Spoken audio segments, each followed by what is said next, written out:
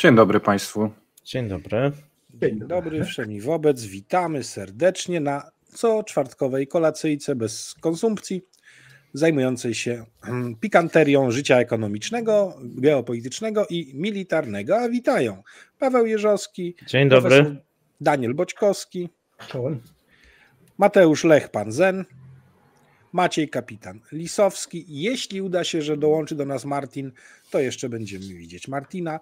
I przebiegniemy się w dniu dzisiejszym w kolejności odwrotnej niż zazwyczaj, bo nie zawsze trzeba się trzymać tego samego szynelu, bo więcej rzeczy się dzieje w przestrzeni ekonomii niż w przestrzeni militariów jako takich. Dlatego dzisiaj rozpocznie nasze ciekawe spotkanie Mateusz i usłyszymy o największej menażerii świata z największymi problemami, czyli o wróblach. Tak jest, witajcie serdecznie. Chciałem zacząć od po prostu tematów ekonomicznych, bo więcej się dzieje w ekonomii Rosji, w gospodarce, w walucie i tak dalej w porównaniu do tego, co się dzieje na froncie. Jako że dzisiaj mamy szczuplejsze grono niż ostatnio i mamy mniej więcej pół na pół, więc postanowiliśmy po prostu to zmienić. Rubel tonie. Rubel się mocno osłabia się w stosunku do wszystkich walut i opisaliśmy to w ciągu ostatnich 2 dni, wypuściliśmy 2 duże artykuły na ekonomii Rosji. Pierwszy był typowo właśnie o rublu i sytuacji w takiej gospodarce. Drugi natomiast był odpowiedzią na jeden z artykułów, który pojawił się w polskiej prasie, jakoby Rosja miała się świetnie gospodarczo, więc zmobilizowało to do napisania takiego naprawdę długiego artykułu z opisaniem każdych elementów, które tam zostały wymienione i myślę, że sobie dzisiaj to też omówimy. Z nowych informacji, których jeszcze może nie widzieliście, to jest to, że od popołudnia interwencja Elwiry najprawdopodobniej jest na kursie euro, gdyż tam jest... Na wszystkich jest. Na wszystkich jest? No to okej. Znaczy teraz już sobie dali spokój. Ze względu na to, że euro dzisiaj przekroczyło już ponad 100 rubli. 102 było, tak, Paweł? W szczytowym okresie? To był moment, tak, że tam to piło. No właśnie, więc mamy sytuację taką, że ja staję się fioletowy i chyba będę musiał uruchomić za chwilę jeszcze raz swoje wideo. Ale wszyscy pomyślą, że to dla dorosłych program. Tak. A co, różowa landrynka? Różowa Tak, landrynka. ja jestem różowy landrynek. A ty na tym kanale wszystko możliwe. Był wróżbita Maciej, może być różowa landrynka. Tak, to może zostawimy na razie. Natomiast zgubiłem wątek, panowie. Co ja mówiłem? O tym, że pewna gazeta zrobiła, co niektórzy zasugerowali, przedruk, sugerujący, jakoby w tej gospodarce Rosji było co najmniej nieźle. No znaczy i jest zdecydowanie dobrze, a nawet хорошо. Tak. Jest dobrze, a nawet хорошо. Odwiedzajcie więc światowcy nasze zoo. Tak było dalej w tym kabarecie. Tak. Więc jeżeli chcecie sobie poczytać o szczegółach, to jest to w formie pisanej na ekonomii Rosji. Odsyłamy, polecamy. I teraz tak, Elwira wczoraj mówiła, że każdy kurs rubla, jaki będzie, ją satysfakcjonuje. I że nie będą robili interwencji. Dzisiaj chyba to mówiła. To a może nawet dzisiaj. Nie, wydaje mi się, no to okej, to dzisiaj rano. Raczej dzisiaj, bo wszystko ją satysfakcjonuje. No nie, bo to chyba wyglądało tak, że to był taki sprytny pomysł, taki krótkotrwały, że bank centralny powie, że nie jest zainteresowany żadnymi interwencjami, bo przecież nic złego się nie dzieje, czyli z jednej strony uspokajamy rynek, no to ten dolar może dojść do jeszcze większych wartości, więc nie będziemy interweniować, a z drugiej strony po cichu widzieliśmy dzisiaj na wszystkich walutach interwencję banku, taką stopniową, żeby wyhamować przede wszystkim, to nie była interwencja, żeby zbić tą cenę, tylko żeby wyhamować wzrosty i ona tak mniej więcej chyba do godziny 16, 17 była udana, natomiast już w samej końcówce teraz mamy z powrotem wejście na wzrosty, no bo przestali sprzedawać walutę. No i oczywiście jest najważniejsze pytanie, ile tej waluty im zostało, ale o tym sobie powiemy pewnie później. Bo pewnie powinniśmy sobie powiedzieć najpierw o przyczynach tego, nie, Mateusz? Tak. I o tym trochę był twój właśnie artykuł, a nawet 2 artykuły już się pojawiły. Jakby popatrzeć, że w niedzielę w podsumowaniu tygodnia był również na miejscu pierwszym Rubel, no to mamy trylogię już artykułów na ten temat, Tak. na ekonomii. Ludzie piszą, że ci PIN nie styka. Ja nie wiem, co to jest PIN i gdzie nie styka.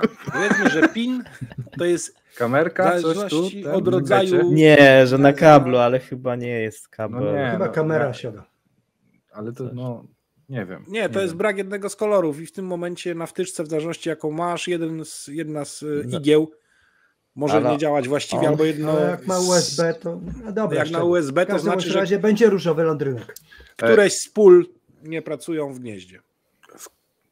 Jako że mamy cykl różnych wtop technicznych, to zostawmy to tak. Ja będę dzisiaj różowy dla odmiany. O co chodzi z tym osłabieniem rubla? Ja znalazłem taką wypowiedź profesora ekonomii z Moskwy z 40-letnim doświadczeniem Evgeja Kogana. I tu może spróbuję posłużyć się cytatem jego. Widzimy, że Rosję opuszczają bardzo poważne pieniądze. To nie tylko gospodarka i biznes, ale także zachowanie poszczególnych podmiotów, które najwyraźniej po ostatnich wydarzeniach uznały, że tak jest dla nich lepiej, bezpieczniej. I o co chodzi? Chodzi o Prigorzyna.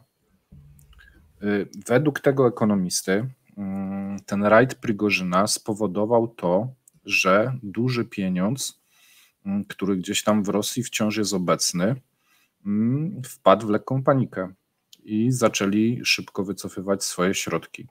I nie wiem, czy pamiętacie, jak było na początku wybuchu wojny, jak polski złoty się zaczął gwałtownie osłabiać i jak z naszej giełdy wyparowało bardzo dużo pieniędzy. I tu myślę, że to po prostu nastąpił ten sam proces jako jeden z czynników, który miał miejsce po tym rajdzie, który był uznany w Polsce bardzo często za ustawiony, jakiś nieskuteczny i tak dalej. Natomiast on w sferze gospodarczej odcisnął swoje piętno. Co myślicie o tym, panowie? Czy ma to związek? Nie ma to związku? Jakie są wasze zdania na ten temat? Ucieczka Odpalenie kapitału. Prigorzyna, żeby Prigorzyna. żeby obulić rubla? Nie. Myślę, że jedni wykorzystali to i jako pretekst. Znaczy na pewno takiego bajzlu nikt się nie spodziewał. Ale...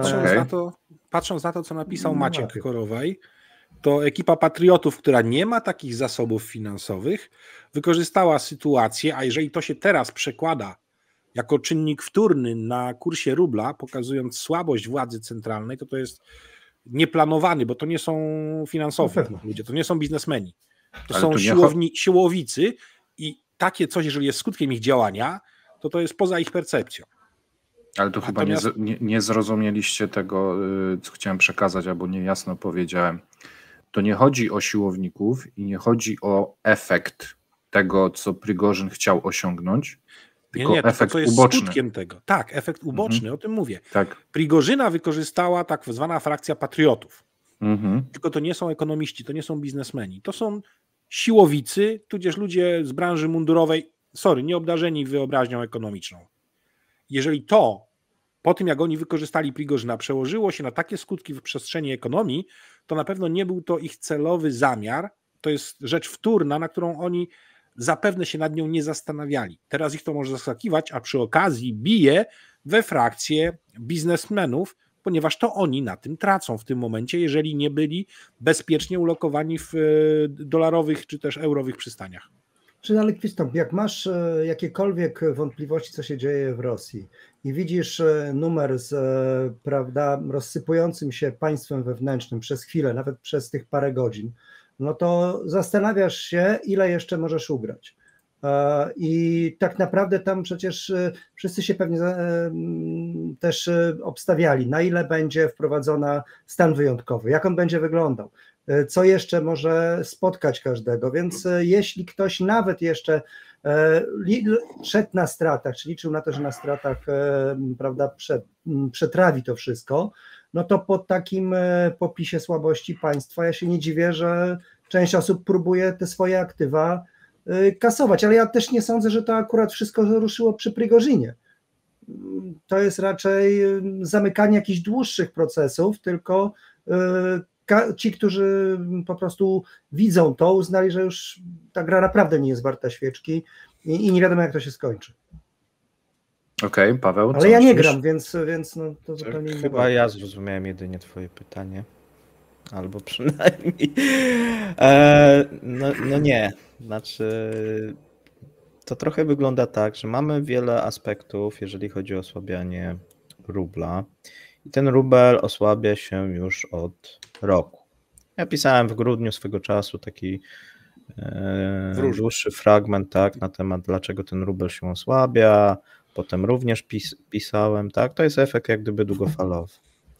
Niemniej, to co obserwowaliśmy ostatnio, przez ostatni tydzień, a nawet już teraz dłużej niż tydzień, no bo półtora tygodnia, jest efektem Prigozina, ale nie tak wprost, jak wy to rozumiecie, tylko troszeczkę inaczej, bo mamy dwa efekty, które zaistniały. Pierwszy efekt, który zaistniał, to był może będę po polsku mówił, starał się przynajmniej, to były paniczne zakupy waluty w sobotę oraz w niedzielę, no głównie w sobotę, w Moskwie, w Petersburgu, w tych większych miejscowościach.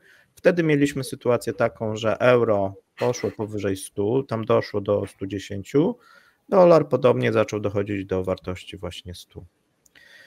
I ten efekt, oczywiście w poniedziałek, jak się okazało, że już jest po puczu, no to wszyscy spodziewali się, że nie będzie żadnego efektu, no i ten dolar i euro wróci. Niemniej rozpoczęte pewne mechanizmy, i tu bardziej właśnie Daniel do ciebie pytanie, bo to są pewne mechanizmy, które zaistniały w głowach Rosjan, czyli sobota, niedziela, taka panika, lecimy, kupujemy, a potem zaczęliśmy obserwować i to obserwujemy właśnie cały czas, taki element, że Rosjanie napędzają głównie wzrosty walut. Oni teraz chodzą właśnie do zamienników, czy tam po polsku do kantorów, do banków. W bankach brakuje jeszcze dodatkowo waluty, co powoduje jeszcze taki element, no, że trzeba kupić. Mamy też efekt tego typu, że osoby, które kupiły powiedzmy 2 tygodnie temu tą walutę, zaczynają znowu kupować, widząc, że to działa, tak? Czyli ta inwestycja, tak ją nazwijmy, która miała być, no nie wiem, na moment, no zaczyna działać i cały czas jak gdyby ruch, szczególnie i to rosyjscy ekonomiści to podkreślają, że w przypadku rubla, w przypadku dolara i euro, to nie jest zapotrzebowanie pochodzące z firm, tylko to jest zapotrzebowanie pochodzące z rynku detalicznego. I to jest bardzo duże zapotrzebowanie na ten rynek detaliczny. I w tym momencie nie ma takiej ilości rezerw, banki nie mają takich ilości rezerw, żeby to zapotrzebowanie zaadresować, co jeszcze dodatkowo powoduje te wzrosty. Więc mamy taką spiralę lekkiej, nie chcę nazwać, że to jakaś jest silna panika, tak jak była w zeszłym roku, ale są już pewne takie pierwsze elementy, tak? Czyli zaczyna brakować tej waluty, ta waluta drożeje, zaczyna jej brakować, drożeje i tak dalej. To jest z jednej strony. Z drugiej strony mamy najświeższe dane z rynku firm i tam mamy ciekawą sytuację, bo w czerwcu yuan wyszedł na pierwsze miejsce, jeżeli chodzi o rozliczenia walutowe. Tak, tam doszedł już do 40 kilku procent, co pokazuje... 40 kilku procent całości obrotu walutami. Tak.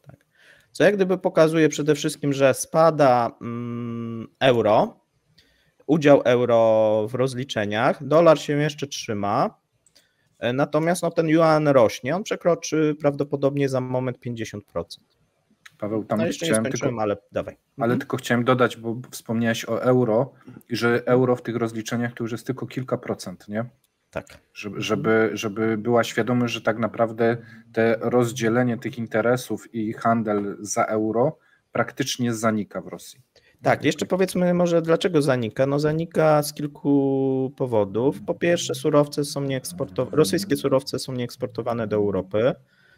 Poza kilkoma wyjątkami, czyli troszeczkę ropy jest i troszeczkę tego gazu leci tą południową nitką i powiedzmy do Bułgarii troszeczkę ropy płynie. To są bardzo małe ilości w porównaniu z tym, co było w 2022 roku. A więc z jednej strony nie ma tego eksportu, ale również siada import. A więc te sankcje jak gdyby zaczynają działać już tak na pełną skalę i nie ma takiej sytuacji też jak była w zeszłym roku, że ten import szedł jakimś tam strumieniem przez te kraje trzecie, to zaczyna się powoli dociskać. No jeszcze jest element, że te towary europejskie są za drogie i one nie są w stanie konkurować z towarami chińskimi czy rosyjskimi, które są gorszej być może jakości, ale teraz Rosjanie raczej nie nastawiają się na konsumpcję, pomimo że ona rośnie, ale to za chwilę powiemy, bo to nie jest takie proste, tylko nastawiają się na przetrwanie, tak? Czyli już nie kupią sobie powiedzmy, nie wiem, francuskiego wina, tylko kupią sobie gruzińskie wino, tudzież kupią jakieś wino, nie wiem, z południa Rosji. A może jedzenie kupią? Gdzie jedzenie kupią? Rosyjskie. To jest towar pierwszej potrzeby? Wino. Dobrze, dałem przykład wina. No dobrze, no ale są też produkty spożywcze, tak, które były też eksportowane z Unii Europejskiej i to wszystko siada, dochodzi ta wojna transportowa. I tak, zwykli Rosjanie plus to, co się dzieje na juanie, doszedł jeszcze jeden element. Ja o tym mówiłem ostatnio u ciebie, Maciek, a mianowicie Rosja spadła w koszyku chińskim. I to jest chyba najbardziej poważna rzecz, która ich dotyka. To znaczy oni spadli, jeżeli chodzi o cenę ryzyka. Wcześniej byli oceniani jako bardziej stabilny kraj, z którym można handlować, a po tym przewrocie Prigożina na wszelki wypadek zostali przesunięci na dalszą pozycję, co powoduje, już teraz widzimy, że zwiększają się przedpłaty za towary chińskie. Czyli Rosjanie muszą na przykład nie płacić 80% przedpłaty czy 50%, tylko 100%, bo inaczej nie dostaną. Bo to jest tak jak do tych krajów afrykańskich. Chiny boją się, że nie otrzymają za jakiś czas. Być może znowu się powtórzy jakaś sytuacja, nie będzie Prigożin, tylko będzie jakiś inny wataszka, tudzież będzie jeszcze coś innego. Lepiej dmuchać na zimne, szczególnie, że nie ma tam dużych takich kontraktów, które gdyby byłyby być lub nie być dla tych firm chińskich. Tak? To są jakieś małe najczęściej sprzedaże i rynek rosyjski jest rynkiem małym. Moi drodzy, chyba musimy coś z tym zrobić, bo tu coś, co się nazywa tak, jak się nazywa, wypluło z siebie takie coś. I co my mamy z tym panem zrobić? No, każdy może wierzyć w co chce. Tak, każdy może wierzyć w co chce, ale tak pokraczne tłumaczenie zjawisk ekonomicznych, jakie na korzyść rosyjskiego miru wykonywane są na tym kanale, który tu jest wspomniany przez tego pana, mocno urągają inteligencji przecież. Nie no, ruski mir jest ruskim punktem widzenia, więc no ja się tutaj nie dziwię. No trudno, żeby Rosjanie teraz ogłosili, no prawda, kaput, no to już nie zadziała. Tak, znaczy w Rosji mamy jak gdyby dwie takie prawdy, tak? Jest ta prawda propagandowa i ona jest głównie na przykład przez Komso reprezentowana, komsomolską prawdę, tak? To chyba dobre i powiedzmy jedynkę, natomiast jest sporo na przykład takich informacji, gdzie można znaleźć czy na MKRU, czy na Komiersancie, gdzie są wypowiedzi przede wszystkim rosyjskich ekonomistów i oni prezentują zupełnie inne postrzeganie świata, które jest bliższe temu, o czym my często mówimy. Wydaje się, że tam nie boją się o tym mówić. Natomiast no, tutaj przywoływany pan, ja nie chcę jak gdyby ja też nie używam jego nazwiska. Komentować, nie chcę, bo wydaje mi się, że to jest niepotrzebna promocja dla rosyjskiej propagandy, szczególnie, że sporo jak gdyby tych tych tematów, jeżeli spojrzycie sobie właśnie na rosyjską jedynkę czy Komersanta i te wypowiedzi, no to jest często bardzo duża kalka tego, tak. Być może oczywiście on dochodzi do tych samych wniosków, co rosyjska propaganda, nie wiem, tak. Wiesz, no to zawsze zależy od tego, jaki sobie weźmie punkt odniesienia i co wprowadzi do tabelek. No można wprowadzić takie dane, że mu wyjdzie.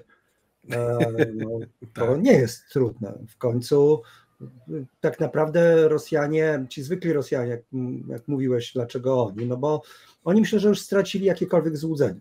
Tutaj ważne było nawet nie tyle to, że Prigorzyn to zrobił, ale to, co ogłosił 12 godzin wcześniej, tylko że ta wojna jest ściemą, że stracimy ogromne pieniądze, że giną bezsensownie ludzie. No, gdzieś obalił mity propagandy rosyjskiej. Tak, bo on tak naprawdę był kimś takim, kogo część Rosjan rozpoznawała. Ludzie słyszeli z propagandy Wagner i tak dalej.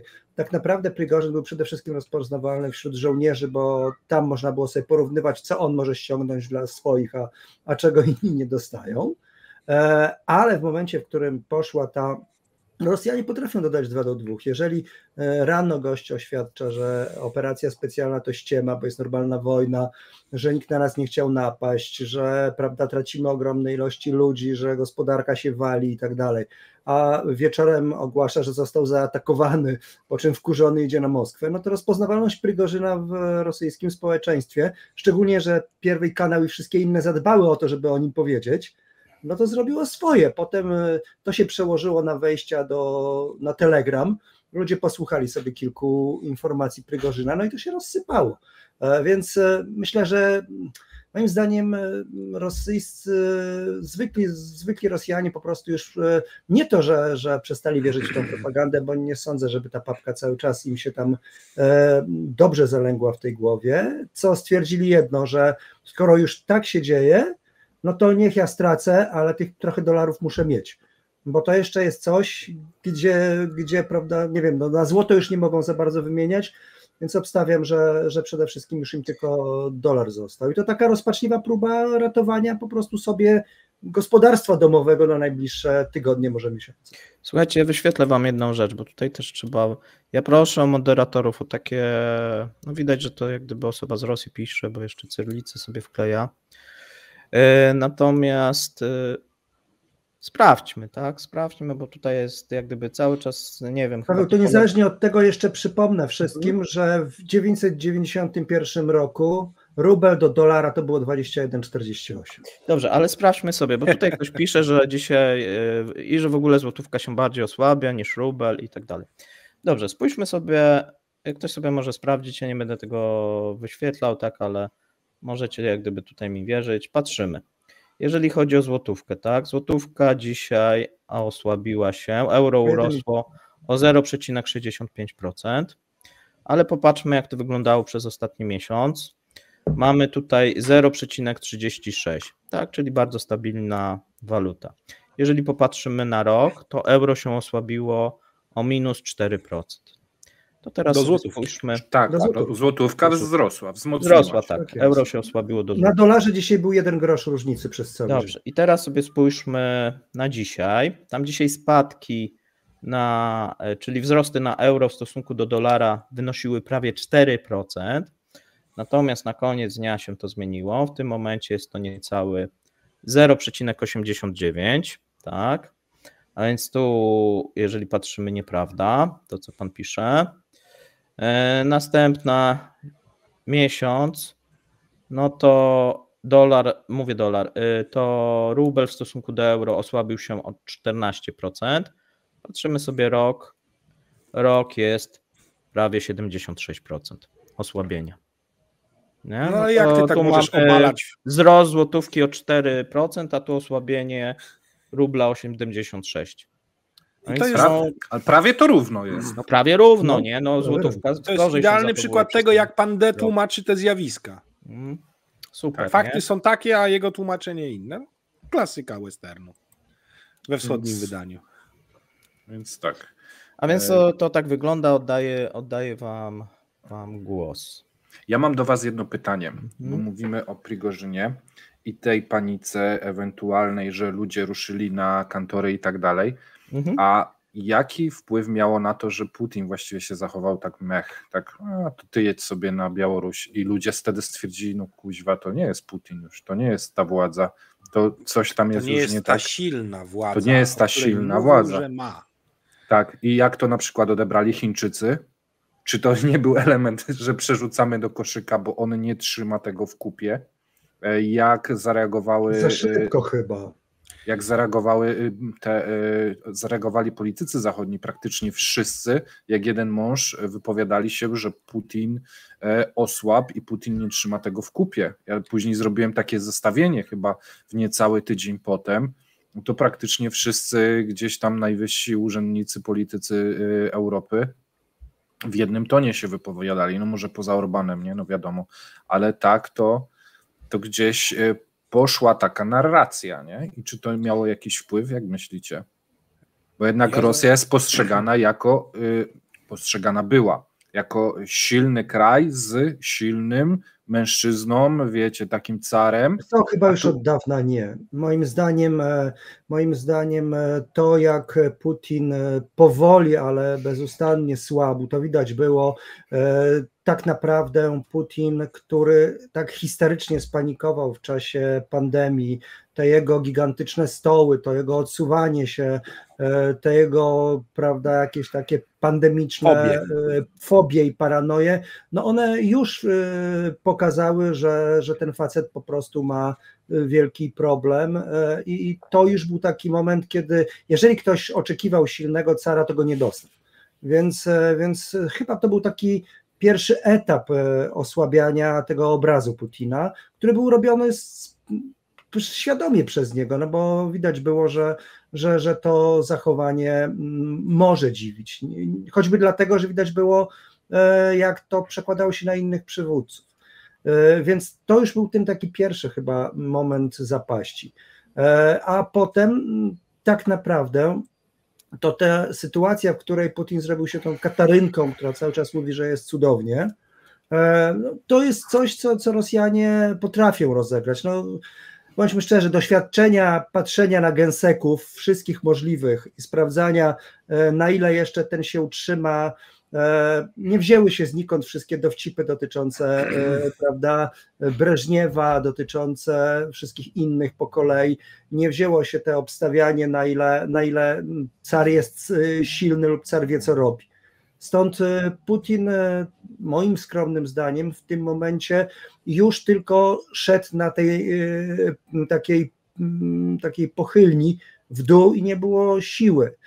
A Prigorzyn po prostu, no Prigorzyn tylko pokazał, że król jest nagi i myślę, że to było ważne, dlatego że w tym momencie odbrązowiły go jego własne stacje. To było niesamowite, bo on był na tyle zdesperowany, żeby wystąpić, znaczy najgłupsze, co zrobił, to, że wtedy, kiedy wszyscy oczekiwali, że wystąpi, czyli w nocy z piątku na sobotę, puszczono jego przemówienie o tym Dniach Młodzieży. Tak, to był blamaż totalny. To był totalny blamaż, bo wszyscy oczekiwali, że władca przemówi. A rano, kiedy już stwierdzono, dobra, temu facetowi już pewnie już zwiał, zakopał się i gdzieś tam siedzi, a sobowtóry nie wiedzą, co mówić, no to rano pojawił się facet z lekkim obłędem w oczach, no i to było już tylko potwierdzenie tego, że sorry chłopie, ale ty chyba nie do końca kojarzysz, co się dzieje. I tak naprawdę to Putin tym swoim brakiem wystąpienia, tym wystąpieniem, on tylko wzmocnił ten przekaz Prigorzyna, bo moim zdaniem wielokrotnie mocniejsze od samego tego puczu pseudo było to, co Prigorzyn powiedział w piątek rano. Tak naprawdę to jest kluczem do zrozumienia słabości, nawet bardziej niż sam ten marsz na Moskwę. Bo marsz na Moskwę to tylko było wzmocnienie tego przekazu porannego, który cały czas wisiał u Wagnerowców na stronach. I każdy mógł sobie odsłuchać to info. I to hasło król jest nagi było najważniejsze, a tak naprawdę to, czy zawrócił, czy nie zawrócił Prigorzyn w pewnym momencie, no już było wtórne do tego wszystkiego. No pokazano Moskwę, która nie ma obrony, pokazano rzeczy, których nigdy się nie powinno pokazywać, a już na pewno w czasie wojny. Stąd sam Putin, wpakując się do mediów, a następnego dnia jeszcze w sobotę przemawiając cały czas w kilku różnych miejscach, no on sam tak naprawdę kręcił ten bicz nieufności i dlatego Rosjanie zrobili to, co zrobili. No nie ma sała, nie ma spiczek, nie ma prawda, paru innych rzeczy, no ale jeżeli jeszcze mamy resztkę rubli, to spróbujmy ją wymienić, bo diabli go wiedzą, jak to będzie trwało. I myślę, że bardziej Putin to załatwił, niż Prigorzyn, cała reszta. Okay. Czyli dobrze zadałem pytanie. Tak. Okej, czy Nie, odpowiadasz... Paweł bardziej łapie, bo on też, czujesz bardziej te niuanse tej... Czy pytanie halo Aśka odpowiadasz, Paweł? Czy ja mam odpowiedzieć? Nie, bo wiesz co, chcę jeszcze powiedzieć. Okay. Ja się troszeczkę słabo czuję cały czas, jestem chory. Mam nadzieję, że cały live dam radę. Słuchajcie, teraz tak. Są jeszcze inne, no bo tak, powiedzieliśmy sobie o takich dwóch elementach, które były katalizatorem, ale nie możemy zapomnieć też o elementach innych, które są bardziej poważne, no być może tak samo poważne. A więc no, pierwszy element, który mamy, to pamiętacie, że od lipca planowana była reguła ta budżetowa, która miała umożliwiać zakup waluty, a nie sprzedaż, bo do czerwca, nawet wstępnie Elwira mówiła, że to już w maju się powinno zmienić, potem, że w czerwcu, teraz w lipcu. O co chodzi? Oni sobie założyli, że w budżecie, że w tym roku otrzymają z ropy i gazu bardzo mało, bo tylko 8 bilionów. To jest o wiele mniej niż w zeszłym roku, bo tam było kilkanaście. Natomiast mamy najnowsze dane, jeżeli chodzi o czerwiec, i z tych danych, jeżeli chodzi o czerwiec, wynika, że dochody z ropy, no widzicie właśnie, dochody z ropy i gazu do budżetu federalnego w czerwcu wyniosły 528 miliardów. I to jest najniższy wynik od lutego tego roku. W lutym było podobnie nisko. No i to pokazuje jak gdyby, że mamy dramatyczną sytuację od początku, tak naprawdę od grudnia, od momentu wprowadzenia tych prawdziwych sankcji, czyli pułapu cenowego i embarga na rosyjską ropę, no to mamy sytuację taką, że ten budżet nie może się podnieść i cały czas ta dziura budżetowa się pogłębia. I teraz już w lipcu Elwira no niestety zapowiedziała, że będzie musiała realizować tą regułę budżetową, czyli będą sprzedawać tego juana. Nadal to jest mało, no możecie sobie tak policzyć, tak 500, tak kiedy im to się powinno te 8 bilionów gdzieś tam uzbierać, bo wtedy jak gdyby twierdzą, że zaprzestaną. No i jeżeli też popatrzymy jak gdyby na pierwszą połowę roku, no to spadek dochodów no to jest minus 47% w porównaniu z rokiem 2022.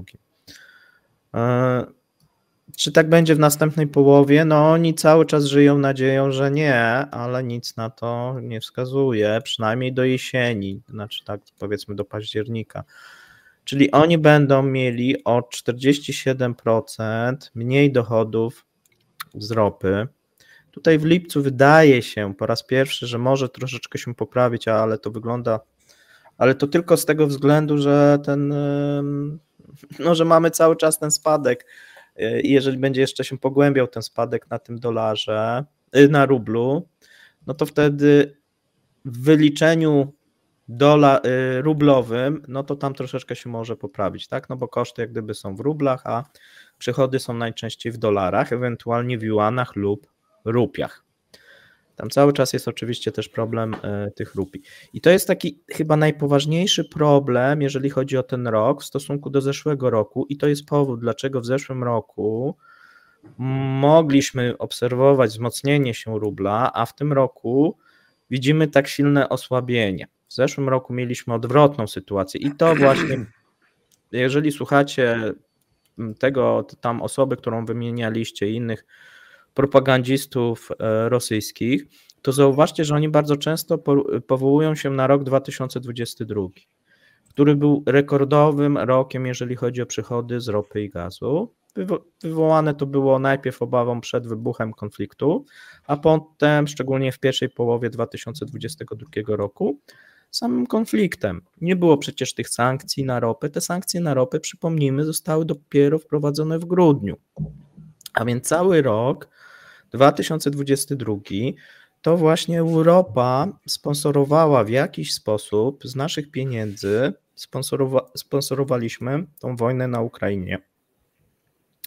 W 2023 mamy odwrotną sytuację. Po wprowadzeniu sankcji mamy pułap cenowy. Ta ropa cały czas nie może się wyjść powyżej tych $60. Tutaj dane za czerwiec są ciutkę lepsze, bo wydaje się, że średnia będzie na poziomie 55. To wynika jak gdyby tam przede wszystkim ze zmiany cen frachtu, jeszcze kilku rzeczy.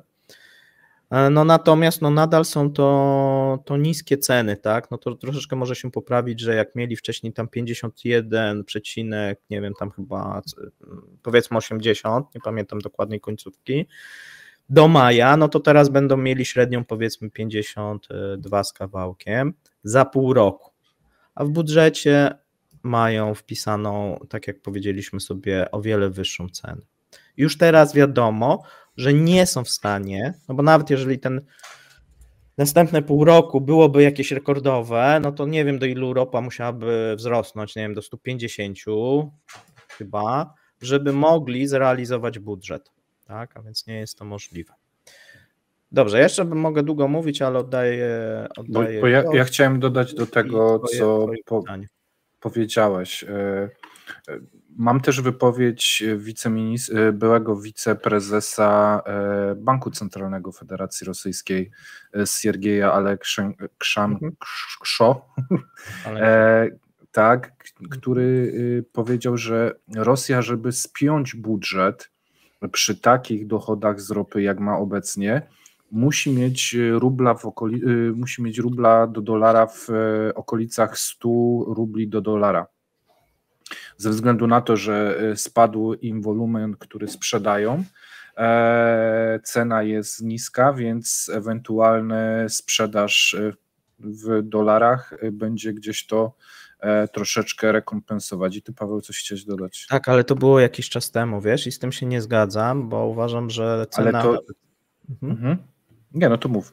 Ta jego wypowiedź chyba była jakiś czas temu, z tego co pamiętam. No sprzed kilku dni. No to być może powtórzył ją, wiesz co, bo on mówił jakiś czas temu, bodajże 2 miesiące temu, czymś takim. Były wyliczenia Izby Obrachunkowej, oni podawali 120, ale to też było jak gdyby, oni jak gdyby podawali przy założeniu, że od stycznia taka cena będzie, wiesz. A teraz mamy to, co mamy. Przy czym no, trzeba zwrócić uwagę, że to jak gdyby umożliwi, że będzie być może wystarczająco, na przykład jeżeli tak zostałaby zdewaluowana waluta, być może wystarczająca ilość rubli. Natomiast no, trzeba też sobie powiedzieć i być może powinniśmy powiedzieć o konsekwencjach, bo z jednej strony wydaje się, tu część, akurat fani rosyjscy o tym nie piszą, ale o tym wielokrotnie mówiliśmy. Z jednej strony słaby rubel pomaga gospodarce, ale z drugiej strony nie. Tak, i tutaj chodzi o to, tak, jeżeli są eksporterem i czerpią dochody ze sprzedaży ropy, gazu i tak dalej, no to słaby rubel powoduje, że dostają za te dolary więcej rubli, więc są w stanie zasypać dziurę budżetową i spiąć ten budżet jakoś.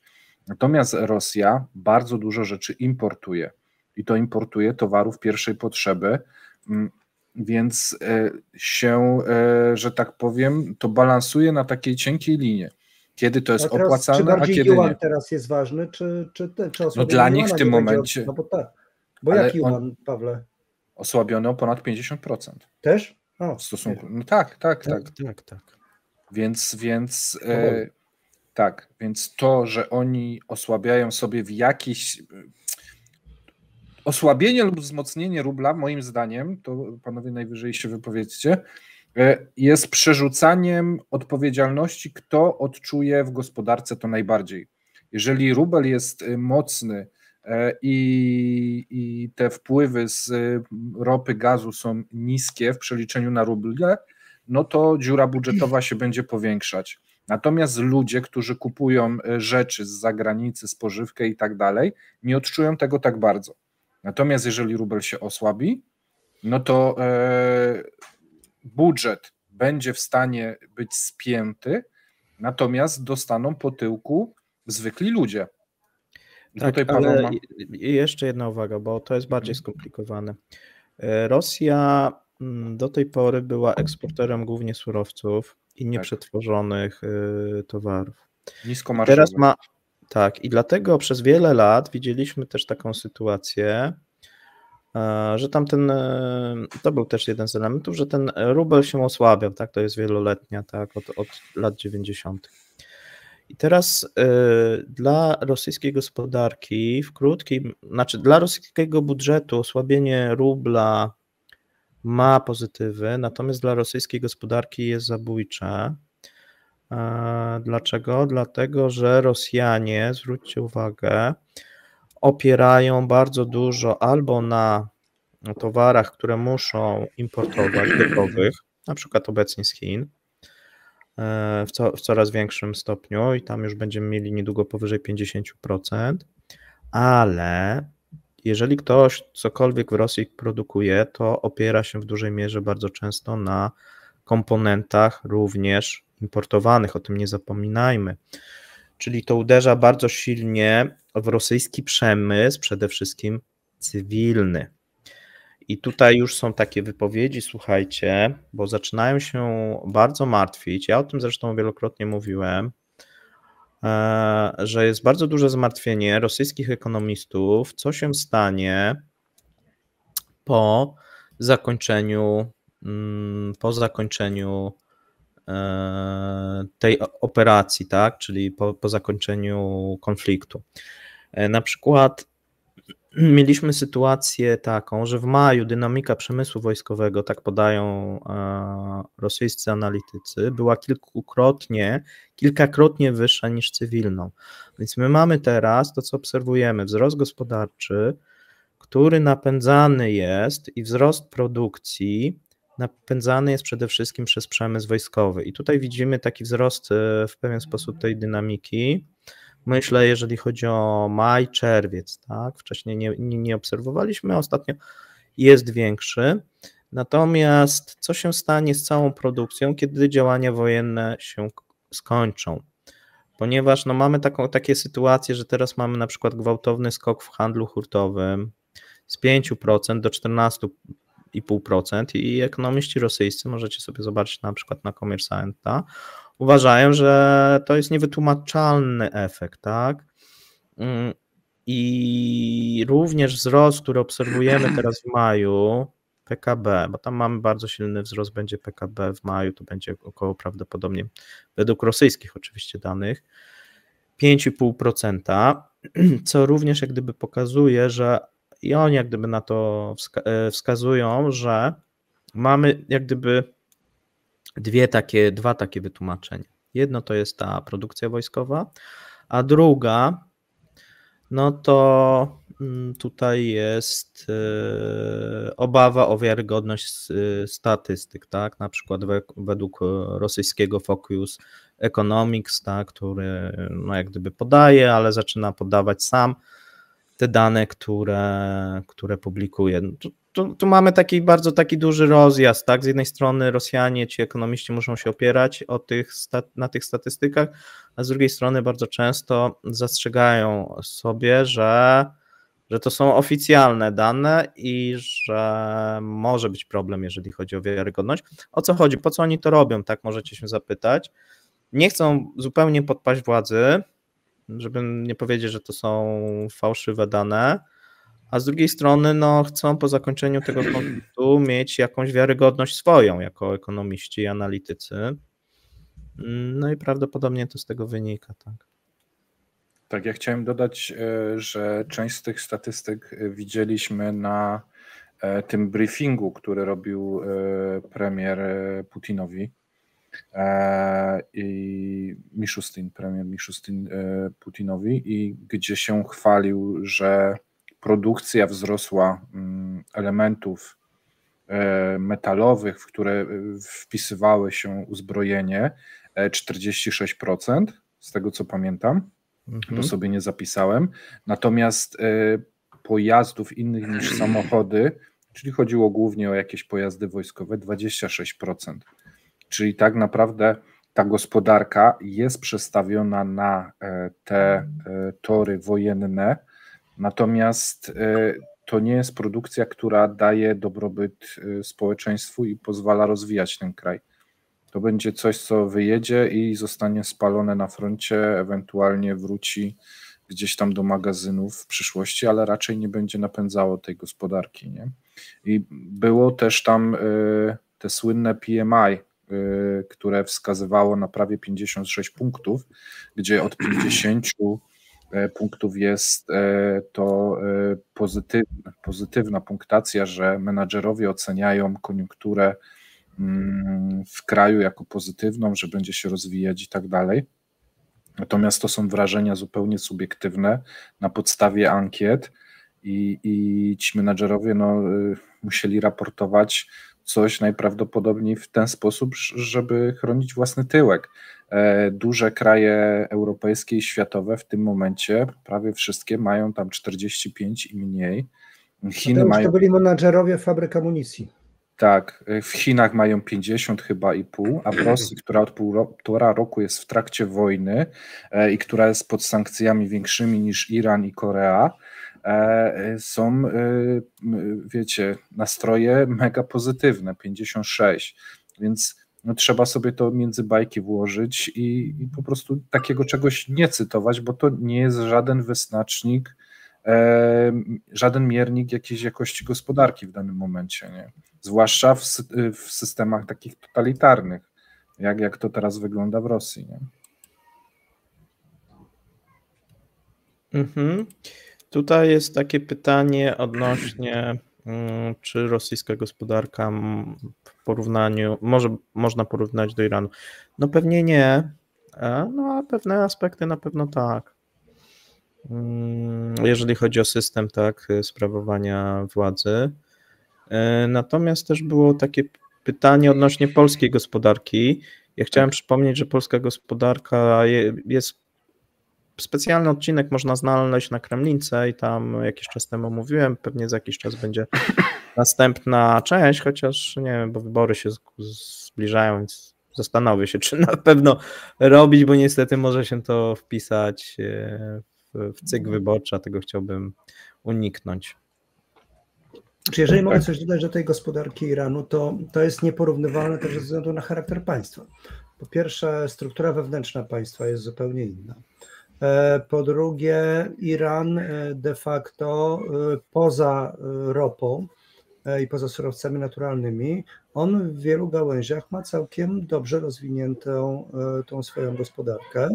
No co widać po tym, że jednak biedni Rosjanie muszą kupować od nich nawet drony. Więc co? Ja mam pytanie właśnie odnośnie korupcji i tego typu rzeczy w Iranie. Czy to jest inne niż w Rosji? Czy tam jest jakiś taki bardak, czy tam jest dyscyplina? Czy korupcja jest wszędzie, u nich też. Tylko tu jest kwestia tego, że pamiętaj, gospodarka irańska w wielu przypadkach ta kluczowa jest utrzymywana przez strażników rewolucji i ludzi z ajatollahów. Tam jest porządeczek, krótka piłka, dlatego że oni od samego początku korzystają z tego, bo to są środki potrzebne na istnienie systemu, to są środki potrzebne na istnienie tej drugiej armii, czyli tej, powiedzmy tej wewnętrznej. Korpusu to są środki, tak, plus tak naprawdę Iran, nawet jeśli ma blokady ekonomiczne, to nie takie jak Federacja Rosyjska, to bez dwóch zdań.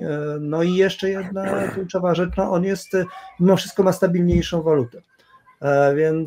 Więc być może, wiesz, no to trzeba, Iran moglibyśmy spróbować porównać, gdybyśmy brali pewne czynniki ekonomiczne, kiedy prowadził wojnę z Irakiem. I spróbować wtedy zastanawiać się nad skutkami tego. I wiemy doskonale, jak Iran fatalnie na tym wyszedł.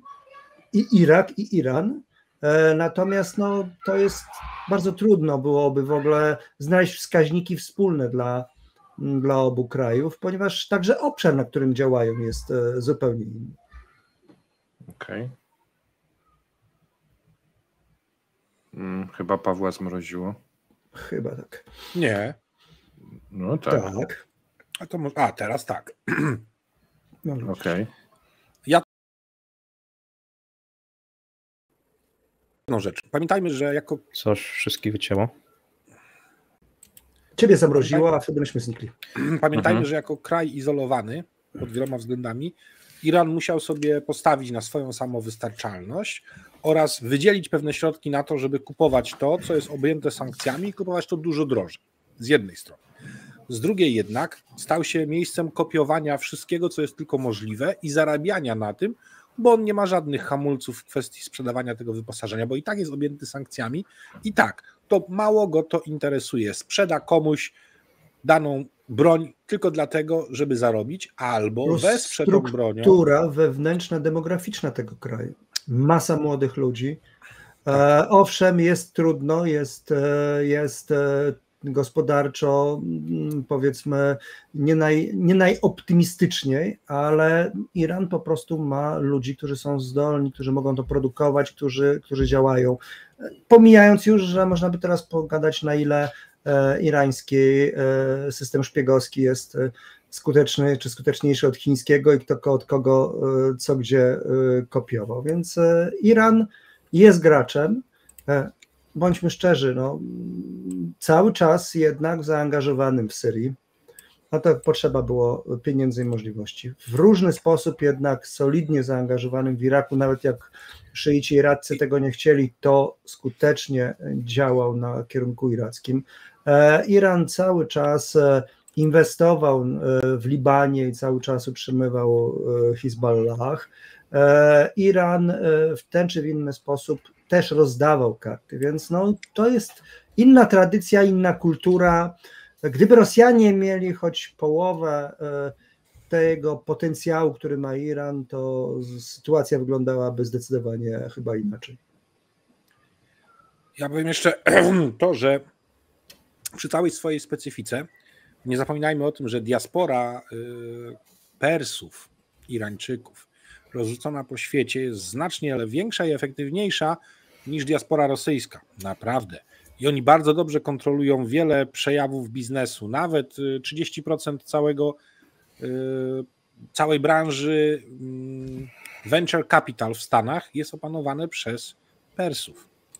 Te fundusze inwestycyjne są w ich rękach, są przez nich kontrolowane, więc Iran, mając kilkadziesiąt lat doświadczeń w funkcjonowaniu w sankcjach, lepiej sobie z tym radzi niż chciałby Zachód przyznać.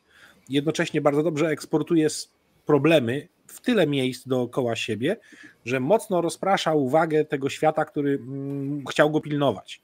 Tak? To, co powiedziałeś, Syria, Liban i już jeszcze podobne. to, że przy całej zazdrości Putina, Putin nigdy nie będzie ajatollahem, z władzą, którą ta...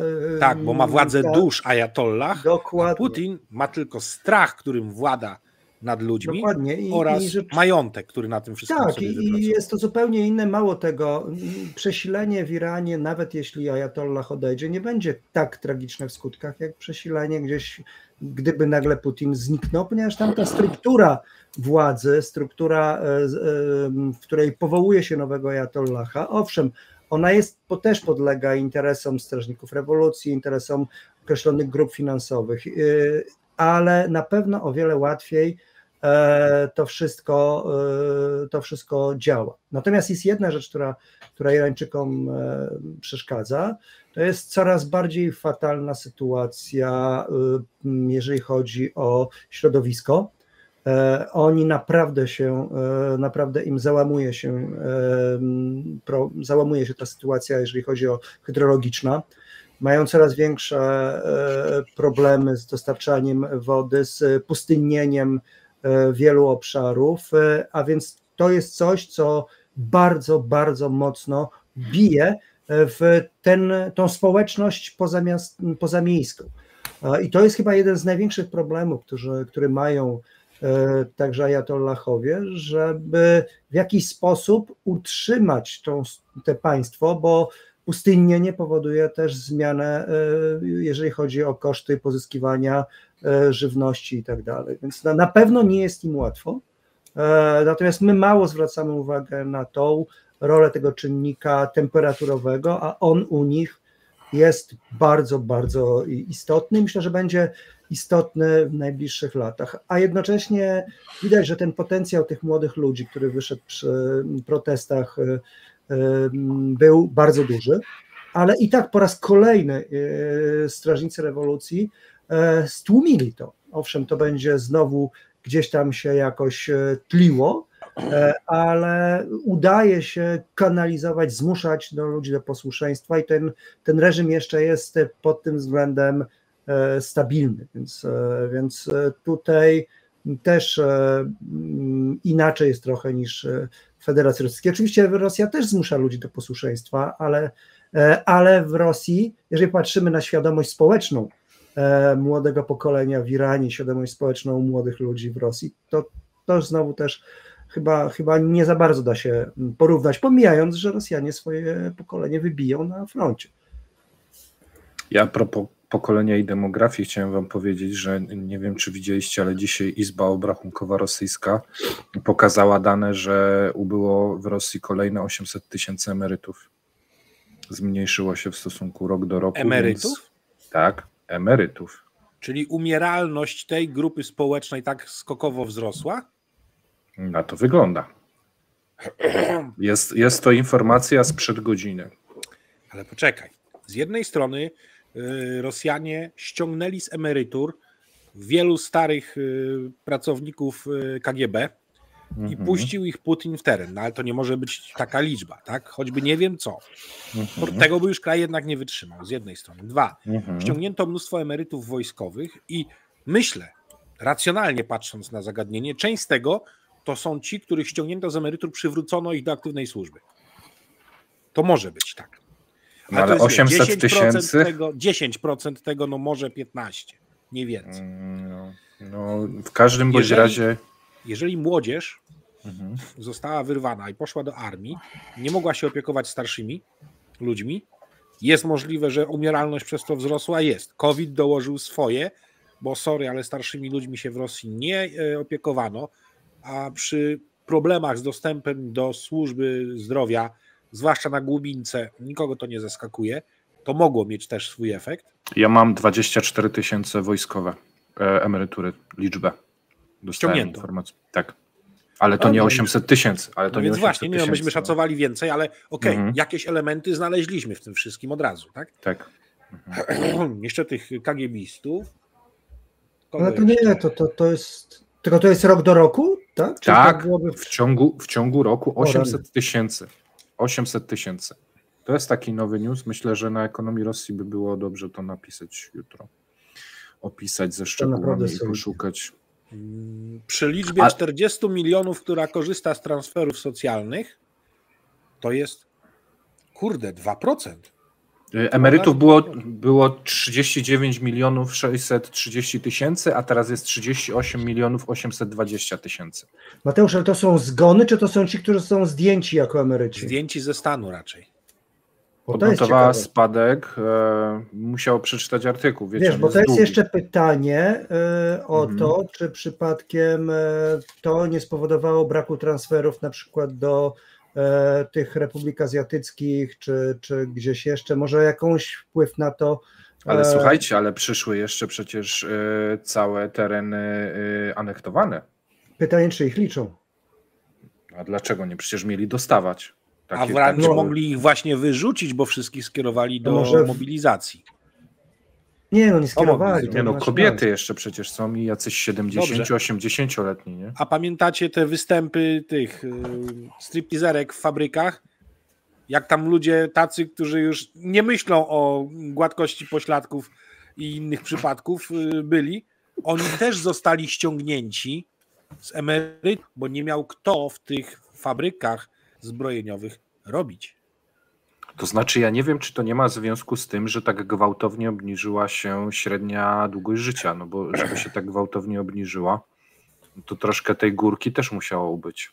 I mamy informacje o brakach lekarzy, mamy informacje o brakach w sprzętach, mamy informacje, że COVID jednak był mocno przeorał Rosjan, więc Ale te myślisz, wszystkie dopiero informacje... teraz by oficjalnie podali to te rzeczy, które były wcześniej? Czyli skumulowali sobie i Nie, no. tu się skumulowało, wiesz co, ja teraz nie mam artykułu, ale czytałem ostatnio w rosyjskiej prasie, był taki artykuł i oni robili nawet jakieś badania, jakie czynniki obecnie, oprócz tego, że jest oczywiście wojna,